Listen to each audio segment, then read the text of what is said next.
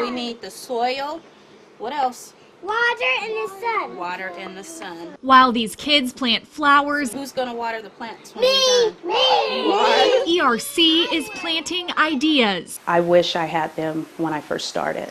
It would have been easier. Melissa Patterson began her career caring for children in 1995. She says her biggest challenge is keeping her 14 kids happy. You're a teacher. You're a second mom to some of these kids, an extended family.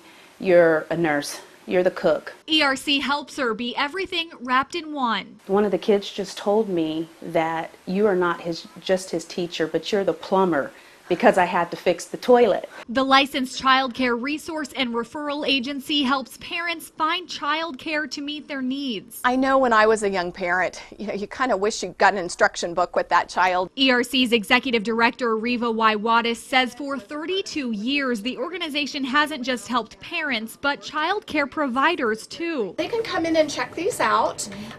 They've got activity ideas and materials in there that are age appropriate. ERC is based right here in Topeka with 31 employees and satellite offices in Lawrence and Salina. This nonprofit is booming and helping strengthen other businesses. Without them, everybody would be going through the School of Hard Knocks. ERC's professional development classes help providers hone their business skills and heighten the quality of their services. The biggest thing is just knowing that you're just making a difference, and not just a difference today, but a lasting difference in the life of a child or in the life of a family.